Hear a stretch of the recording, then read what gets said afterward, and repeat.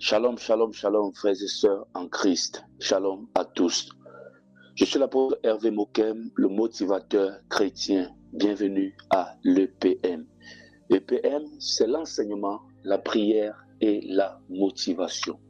Aujourd'hui, frères et sœurs en Christ, nous allons aborder un sujet crucial, mais souvent négligé. Un sujet négligé. La prostitution spirituelle et le vagabondage spirituel. Je répète, la prostitution spirituelle et le vagabondage spirituel. Ces thèmes peuvent te sembler forts ou peuvent sembler forts, mais ces thèmes reflètent une réalité dangereuse pour beaucoup de croyants. Si tu te reconnais dans une foi instable, une quête permanente de miracles ou une incapacité à t'enraciner dans la parole de Dieu, ce EPM est pour toi. Je vais commencer par clarifier ces deux concepts. La prostitution spirituelle et le vagabondage spirituel. Mon frère et ma sœur, selon la Bible, la prostitution spirituelle, c'est l'infidélité avec Dieu. C'est l'infidélité avec Dieu. Tu as vu par exemple dans la Bible, le peuple d'Israël qui courait après les idoles. Certains chrétiens, dans le même sens, mélangent les croyances. Aujourd'hui à l'église, demain chez le marabout, demain chez un faux prophète, demain ici pour trouver des solutions rapides. C'est une trahison avec l'alliance.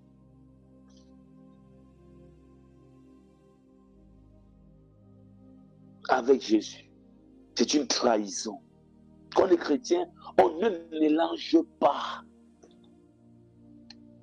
Quand on est chrétien, qu'importe ce qui se passe, qu'importe ce qu'on traverse, on est fidèle à Dieu.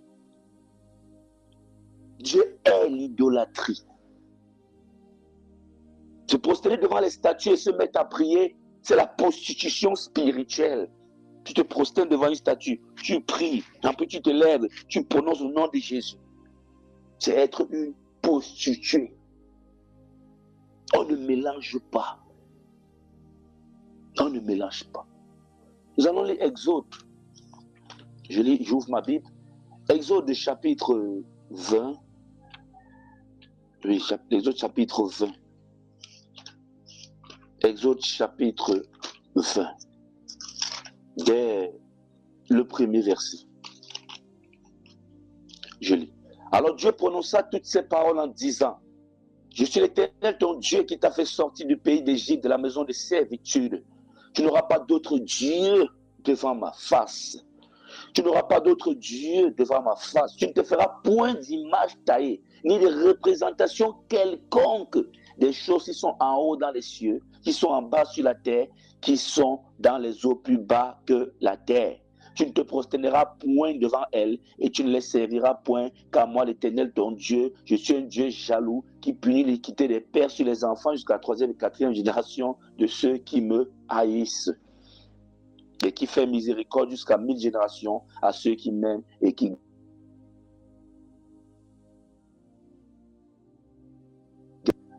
gardent mes commandements. Vous voyez, on ne se prosterne pas devant les statues. On ne représente pas les choses qui sont en haut au ciel, qui sont en bas, plus bas encore que la terre. On ne se prosterne pas devant elles. On n'a pas d'autre Dieu devant la face de Dieu. On a un seul Dieu. Il n'y a pas un jour à l'église, un jour chez le marabout, un jour, on n'est pas là pour équilibrer ces choses. Ça, c'est la prostitution spirituelle. Le vagabondage spirituel, un autre concept, c'est l'instabilité. Certains chrétiens qui sautent d'église en église. Le matin, Ils vont de live TikTok en live TikTok, de réunions de prière en réunion de prière, sans jamais s'enraciner. Ils picorent des versets bibliques sans étudier la parole de Dieu en profondeur, comme des âmes errantes. Ils ne font rien en profondeur. Le matin, il va prendre le temps pour défiler tous les lives TikTok, de se concentrer dans un live. Il y a des lives de prière, il y a des lives d'enseignement, il y a des lives qui cumulent tout ça. Il ne va pas se concentrer dans un live. Non. Un peu ici 1 minute, là-bas 2 minutes, là-bas 3 minutes, là-bas 4 minutes. Il tourne et il revient. Le vagabondage spirituel, toujours en train de marcher. Les Magellans chrétiens, pas parce qu'ils sont en train d'annoncer l'évangile, parce qu'ils marchent, je ne sais pas, ils marchent aussi pour marcher. Ils connaissent toutes les églises. Ils ont déjà fait toutes les églises. Ils connaissent tous les pasteurs de la ville. Ils ont déjà rencontré tous les pasteurs de la ville. Ils sont instables dans leur marche chrétienne. Jacques, dès le premier chapitre de son livre, j'ouvre ma Bible. Jacques chapitre 1.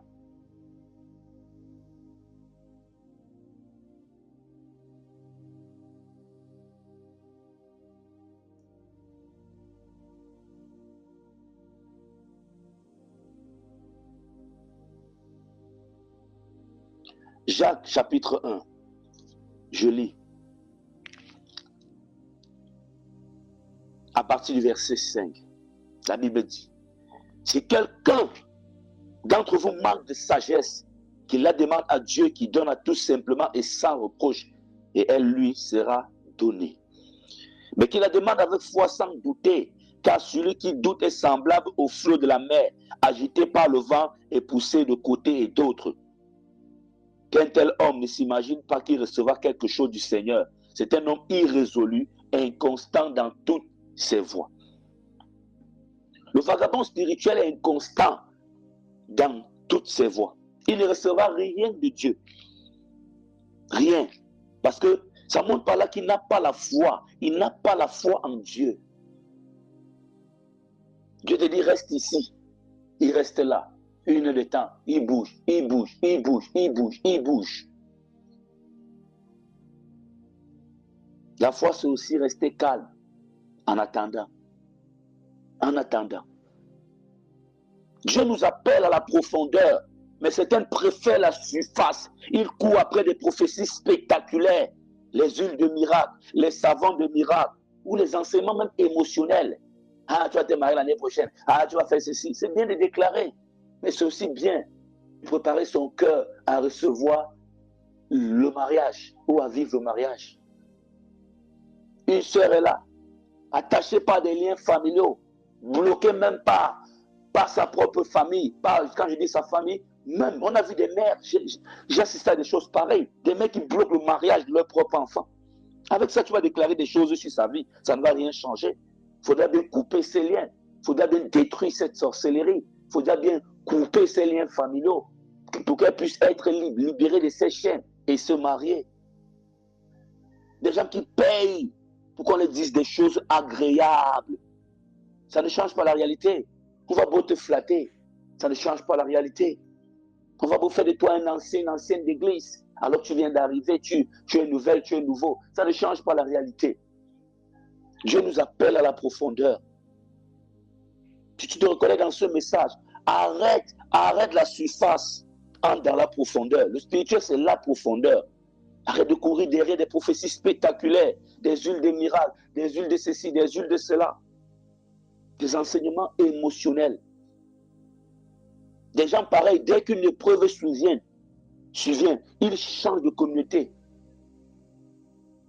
Ou accusent Dieu de silence. Des gens pareils, dès qu'il y a une épreuve là, ils vont lâcher, commencer à accuser Dieu. Oh, vraiment, j'ai persévéré depuis des semaines, depuis des mois, j'ai prié, j'ai tout donné, oh, rien ne change et tout, Dieu ne me parle pas, je prie, il ne me parle pas. C'est toi qui n'es pas patient, c'est toi qui n'es pas persévérant. J'ai déjà trop attendu par rapport à quoi? Tu n'es même pas dans le même temps que Dieu, 1000 ans, c'est comme un jour pour lui. Donc, si tu fasses m'attendre un an, tu n'as même pas fait beaucoup attendre. Il faudra le savoir.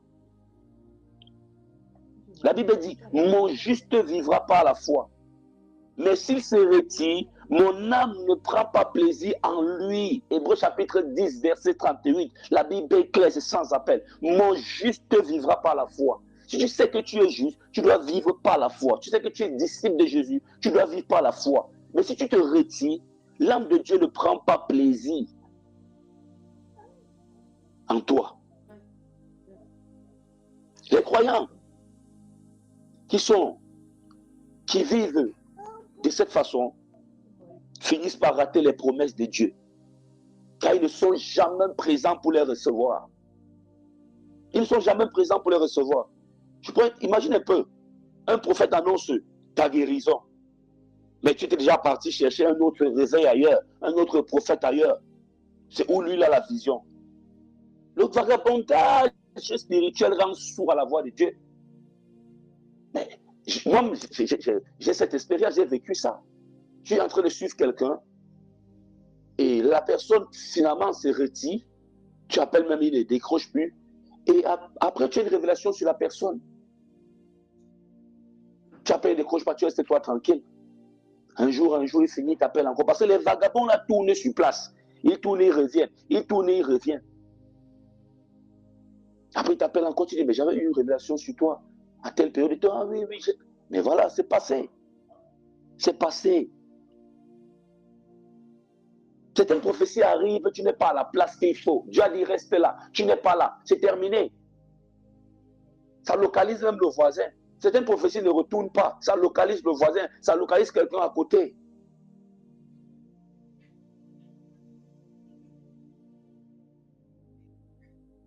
Je parle de prostitution spirituelle et vagabondage spirituel. Comment éviter ces pièges? Enracine-toi. Trouve une église solide et reste là. Comme un arbre planté près des eaux. La fidélité produit du fruit. Ça ne sert à rien de monter à gauche, à droite et tout, et tout, et tout. C'est toi qui es en train de monter à gauche, à droite, là qu'on est en train de localiser. C'est toi que l'ennemi cherche. C'est toi que Dieu veut délivrer. Et quand Dieu dit reste là, reste là. Mais depuis que tu fais le tour, est-ce que tu as vu une église vraiment? Est-ce que tu as vu une église que tu dis, bon, ici c'est 100%? Même moi que tu écoutes, je ne peux pas te plaire dans tous les aspects, ça c'est clair. Si tu m'as dit te plaire dans tous les aspects, tu te trompes. Moi j'avais dit à un jeune un jour qui m'avait appelé avec ses problèmes d'église et tout. Il me dit qu'il croit au pasteur. Je dis, mais comment tu peux croire au pasteur? Il dit, mais depuis 10 ans que tu es dans cette église, tout ce que le pasteur fait, ça te plaît? Il y a un point, il dit oui, il me dit que non, toi on t'a envoûté. Et avec des recherches approfondies, parce que je ne sais pas ce qui avait poussé ce jeune quand il m'appelait, on causait et tout, il s'est rendu compte qu'il y avait un problème. Ce jeune, je vous assure, fils unique à sa mère, voulait se marier sans consulter sa mère, sans même informer sa mère. C'est de la malédiction. On ne se marie pas sans les parents. Que tu sois je ne sais pas, que tu sois une prophétesse ou n'importe quoi, tant que ton père n'a pas donné ta main, tu n'es pas marié, même si c'est le pape qui vient donner ta main, même si c'est pas le président des États-Unis, même si c'est le président de la France, de la Russie, même si c'est le plus grand pasteur de tous les temps, même si c'est l'apôtre Pierre qui vient donner ta main à mariage, tu n'es pas marié devant Dieu. C'est le père qui donne la main de sa fille. Que ton père soit fou, qu'il soit idiot, qu'il soit incroyable. Si le père n'est pas là, il y a quelqu'un qui remplace le père. C'est biblique, c'est ça le mariage. Et regardez ce qu'il voulait faire. Aller doter sa femme avec l'église, sans consulter sa maman. Et il va être béni comment? Et ce même garçon a eu un problème. L'église s'est en foutu de lui. C'est même par là qu'il a commencé, il est entré en contact avec moi. Ça, c'est l'envoûtement. C'est pour te dire quoi? Partout où il y a les hommes, il y aura toujours des choses qui peuvent ne pas te plaire. Donc, si tu veux quitter les églises pour de simples choses, ça ne va pas te plaire. Si c'est parce que l'apôtre parle plus vite, ça ne va pas te plaire. Si c'est que l'apôtre ne répond pas trop au téléphone, ça ne va pas te... Je ne sais pas, tu ne vas pas t'en sortir. On peut quitter les assemblées quand c'est des cas graves. Mais tu te bats pour un petit truc, parce que le micro, quand on parle, on n'écoute pas bien au micro, je quitte l'assemblée, mais paye les appels, tu dois l'assemblée. Quand on dit qu'il faut donner les offrandes pour ce deux ministères, toi tu dis non. Maintenant tu te plains que non, je quitte là parce que le micro n'est pas bon. Le vagabond spirituel, c'est un errant. Un chrétien ne doit pas être un vagabond. Un chrétien peut être un pèlerin. Abraham n'était pas vagabond. Abraham était pèlerin. Jacob n'était pas vagabond. Jacob était pèlerin. Une fois qu'il a rencontré Dieu, il est devenu un pèlerin. Un évangéliste sur terre n'est pas un vagabond, c'est un pèlerin. Il marche suivant une vocation spirituelle. Mais plusieurs frères là ne sont pas des pèlerins. Ce n'est pas le fait qu'il va d'église en église. Non, il n'est pas un pèlerin, il est un vagabond spirituel. Elle est une vagabonde. Elle marche, elle va d'église en église, d'assemblée en assemblée, cherchant des miracles partout. Des gens qui picorent des versets bibliques. Trouve une église solide et reste là. Comme un arbre planté près des eaux. J'aimerais te dire que la fidélité produit du fruit. Il y a des choses, c'est quand tu vas durer avec tel homme de Dieu que tu vas voir. Tu penses que tu vas arriver là, tu vas recevoir. C'est faux. Si moi je t'explique les témoignages de ce groupe d'enseignement de prière et motivation, tu seras surpris. Tu seras surpris. Tu te prends un témoignage d'une jeune fille. Aujourd'hui, elle est établie en France. Elle m'avait contacté à l'époque. Je prends juste un exemple simple parce qu'il y a plusieurs autres. Elle voulait voyager pour aller en Europe en passant par la mer. Et elle m'avait contacté lors d'un live. Elle m'a donné, j'ai interprété les rêves, j'ai interprété son rêve. Il dit, tu as un voyage, tu es en train de voir l'eau et tout. Oui, mais dans ton rêve, quand je vois l'eau et le lait, là, Dieu va te remettre dans ce voyage. Il faut te faire suivre et ça va aller. J'ai suivi cette fille. Elle est quittée quoi? C'était d'Algérie pour le Maroc, si je me rappelle à l'époque. Et après, elle était au Maroc, je ne me rappelle pas très bien ces choses, mais elle devait quitter la ville où elle était pour aller vers la ville qui est proche de l'eau, un truc comme ça, je pense bien. Et il ne fallait pas que son passeport soit vu par les policiers. Il y avait des contrôles policiers. Elle m'a appelé, on a prié. Elle a voyagé quittant de là jusqu'à cette ville. Et arrivée à cette ville, ces policiers étaient censés contrôler cette fille et son enfant. Parce qu'elle avait son enfant, son petit garçon. Elle a plutôt dormi à l'hôtel de police. Donc les policiers ont hébergé cette fille avec son enfant sans demander ses papiers. Et le lendemain, elle a pris la route. Le lendemain, quand elle prend la route, je rêve. Après, je l'appelle et dit, il y a quelqu'un qui va t'accompagner sur le chemin. Il y a quelqu'un qui va t'accompagner. Fais attention parce que tu vas égarer quelque chose. Et ce qui s'est passé, les passants ont envoyé quelqu'un l'accompagner sur le chemin et tout. Parmi les voyageurs, il y a les égaré justement quelque chose. Ils ont oublié l'eau qu'il fallait boire. Ils ont oublié la nourriture avant de prendre cette embarcation-là. Une fois qu'elle donne son témoin dans le groupe, une fois qu'ils ont pris l'eau, tout le monde, ils sont tous mis à dormir. Je vous assure, c'est un sommeil profond, tout le monde. Les enfants, tout le monde. C'est la Croix-Rouge, je crois, c'est espagnol, qui les réveille. Et voilà, on les embarque dans une île. Elle a fait là-bas 2 ou 3 mois. Après, elle monte en Espagne. Après, on a prié pour qu'elle entre en France. Elle est entrée en France. Et après, c'était pour ses papiers. Une autre sœur encore. Parce que cette sœur qui voyage, une autre sœur est là. C'est même la première qui a commencé les suivis avec moi. Elle veut partir, elle veut aussi voyager. Mais une autre sœur arrive à voyager avant elle. Pourquoi il faut rester fidèle? Cette sœur est restée fidèle. Celle-ci est venue partir avant elle. Plusieurs sont partis, mais elle est restée fidèle. Elle est restée là, dans ce ministère, persévérait. Celle-ci était au Maroc. J'ai dit à celle-ci, toi, tu ne peux pas voyager par les autres. Non, ce système-là, ça me plaît. Puis toi, tu vas prendre l'aéroport. Tu seras à l'aéroport, tu vas prendre l'avion. Sa soeur a voulu envoyer, pas une autre soeur, sa soeur a voulu envoyer un de France pour qu'elle puisse aussi prendre l'eau. J'ai dit non, laisse. Elle est restée calme, on a prié. Aujourd'hui, elle est aux États-Unis avec sa fille. Ça, c'est une autre soeur encore. Elle n'a pas oublié ce ministère, malgré le décalage horaire et même le soutien. Elle le fait à chaque fois qu'elle trouve bon de le faire. Ça, ce n'est que quelques exemples qui me viennent en tête parce qu'il y a plusieurs. Il y a des guérisons. Il y a une soeur aux États-Unis, elle prenait des médicaments, c'est-à-dire, ou c'est des cachets, chaque mois. Et elle perdait du sang, donc c'est-à-dire, elle perd de la force, il faut qu'on l'injecte chaque mois. J'ai suivi cette soeur, on a prié. Elle est partie ce jour-là. On a fait les examens parce qu'on fait les prélèvements avant de faire tout ça. On a dit qu'il n'y a pas de problème.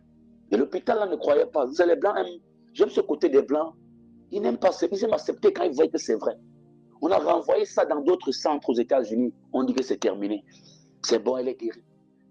Et juste après cette guérison, vous comprenez, juste après cette guérison, un jour encore, pendant qu'on priait, j'ai dit fermez les yeux, priez, touchez vos ventres et tout.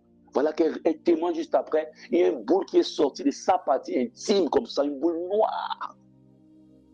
Elle avait des problèmes, des kystes et tous ces choses, ces mots que les femmes même prononçaient à chaque fois, les fibriones et tout, je ne sais pas trop. Dans la délivrance. Mais je vais te dire pour le cas de cette sœur. Un jour, je fais une vidéo sur TikTok où je fais comprendre un peu que les catholiques, vraiment, il y a des choses qu'il faut vraiment qu'ils changent un peu. Parce que je ne sais pas comment, moi j'étais petit, j'ai fait la catéchèse, et on n'a pas lu la Bible durant tous les 3 ans de doctrine. Et le jour qu'on se baptise, les gens font le tour d'honneur avec leurs copines. Tu ne trouves pas ça normal? Elle dit non, cette fois-ci, ce que tu as fait n'est pas normal et tout et tout. Je dis, mais toi, tu as la chance même que j'étais suivi, même sans trop. J'étais amené tout doucement. Elle dit parce que j'ai parlé, j'ai touché, j'ai dit une vérité qui ne la plaît pas. Vous voyez un peu comment les gens, certains chrétiens fonctionnent. Mais elle oublie que ce n'est pas à ma main que le Seigneur l'a délivré d'une maladie incurable qu'elle vit avec depuis des années. Aujourd'hui, tu vois cette jeune sœur, elle est belle, elle est rayonnante, alors qu'avant, cette maladie suçait son sang. Mais regardez, ce qui fait qu'elle bouge. Et après, je l'ai revue venir dans mes lives et tout, me donnant quelques phrases et tout. Non, moi, je n'ai pas répondu. Je n'ai pas répondu. Ce que je veux vous dire aujourd'hui, c'est que faites très attention. Nous, les jeunes pasteurs d'aujourd'hui, ne sommes plus comme avant. On n'exploite plus les jeunes pasteurs comme avant. On a tellement exploité les pasteurs à l'époque. Il y a des gens qui sont là pour exploiter les autres. C'est-à-dire, quelqu'un est là, tu lances ton séminaire, il est dans le groupe, il ne réagit jamais. Tu lances ton séminaire, il n'est même pas au courant. Mais il t'appelle en privé, il veut que tu l'aides. Quelqu'un m'a appelé en semaine, voulant mon aide. Oh, je regarde le lien que j'ai envoyé pour rejoindre le groupe. C'est depuis un mois qu'il a reçu le lien. Il ne veut pas intégrer ton groupe pour te faire aussi avancer. Parce que nous aussi, on veut aussi avancer. Lui, on veut aussi avancer, ne vous trompez pas. Quand un groupe est grand, ça fait aussi plaisir, ça montre qu'on travaille et que ça porte des fruits.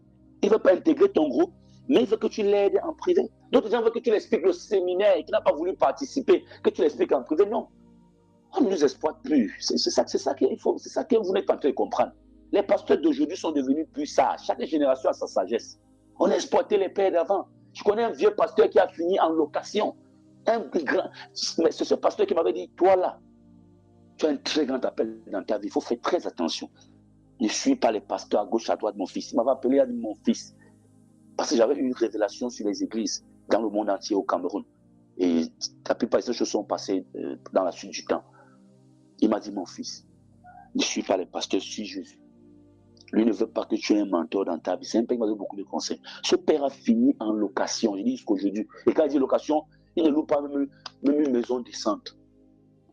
Alors qu'il prêchait l'évangile. Vous voyez? Alors qu'il prêchait l'évangile. On ne prêche pas l'évangile pour l'argent, c'est vrai. Mais moi, si ça ne donne pas, moi je ne peux pas travailler avant de venir prêcher. Ça dit quoi? Le dimanche, je suis là avec vous. Je parle bien. Je trouve un temps le mercredi. Le reste du temps, moi, je vais bosser pour prendre soin de ma famille. Je ne peux pas être en même temps là toute la semaine, je suis avec vous. Et ma famille est en train de mourir de famine. Je ne suis pas en train de glorifier Jésus. Vous voyez un peu, c'est ça que le parole dit.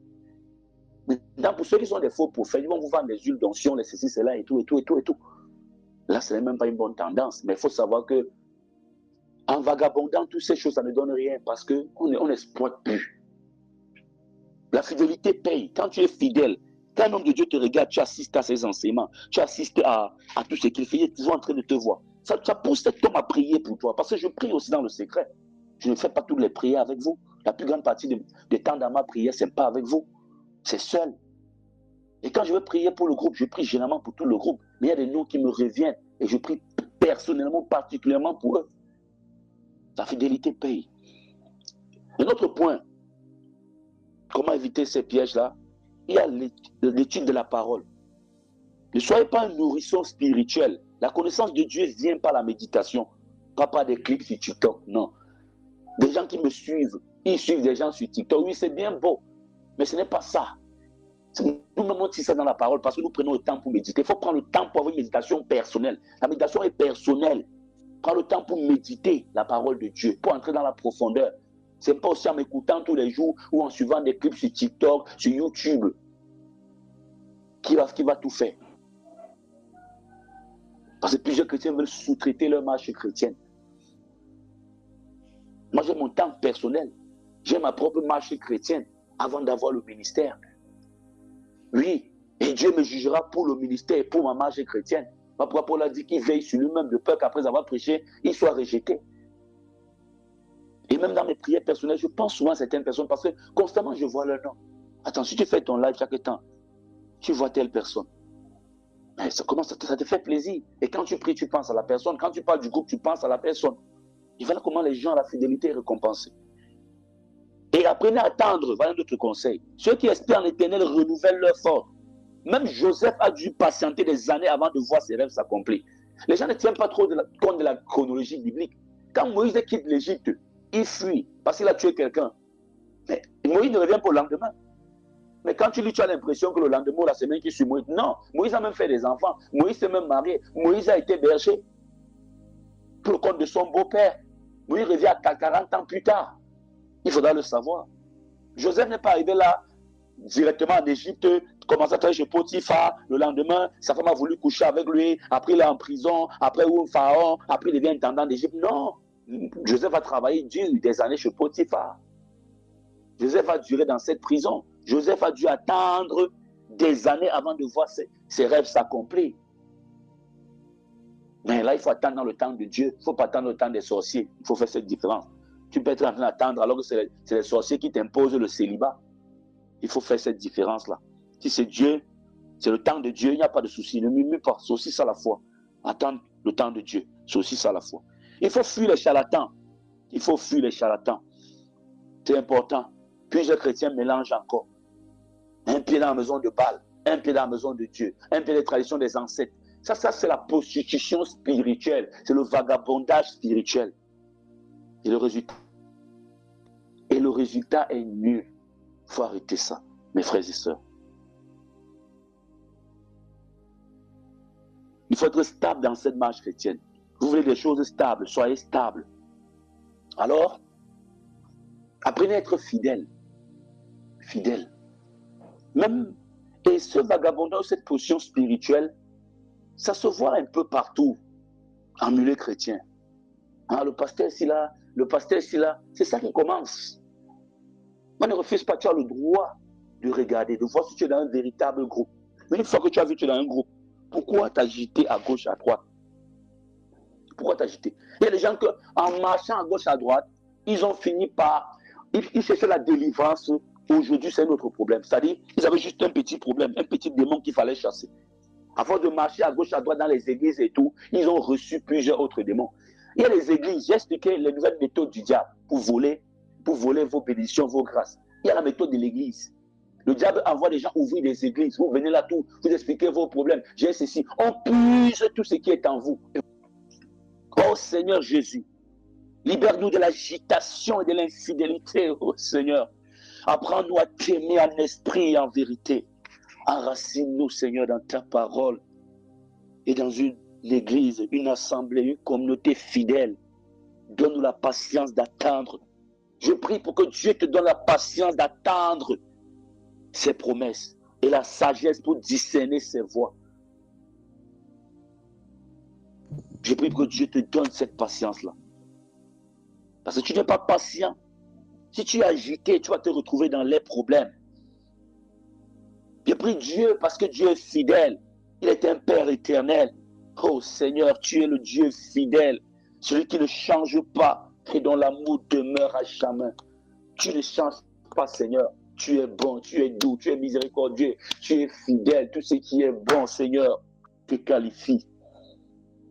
Nous venons devant toi en ce jour, reconnaissant que tu es le chemin, la vérité et la vie. Aujourd'hui, Seigneur, ce groupe, nous déposons nos cœurs à tes pieds.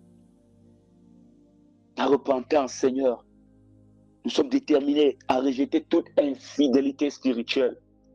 Par ton Esprit Saint, enseigne-nous à t'aimer sans partage. Lui enseigne un frère à t'aimer sans partage. Enseigne ce groupe à t'aimer sans partage. Que toi qui règnes dans ce groupe, que tu règnes à jamais dans ce groupe, Seigneur. À jamais dans ce groupe. Que tu règnes pour toujours dans ce groupe. Enseigne-nous à t'aimer sans partage. Enseigne à un frère, enseigne à ce monde à t'aimer sans partage. Prêt à tout laisser même pour te suivre comme Abraham. Seigneur, rappelle-nous l'histoire de Salomon. Je prie pour que Dieu, ma soeur, mon frère, te rappelle l'histoire de Salomon. Cet homme sage, à qui Dieu a tout donné. Je répète, cet homme sage à qui Dieu a tout donné, au point que ça nous rend soi-même jaloux comme l'histoire de Salomon. Là. Dieu a tout donné à Salomon. La sagesse, l'intelligence, la richesse, tout. Pourtant, il a laissé ces nombreuses femmes détourner son cœur vers des idoles. Il a laissé son cœur, il a laissé ces femmes détourner son cœur vers des idoles. Il est entré dans le temple de Baal. Il s'est prostitué spirituellement, Salomon. Il s'est prostitué spirituellement. Il faut faire attention quand la vie te donne tout. Il faut faire attention quand tu as tout. Il faut faire attention d'élever vos enfants en les donnant tout.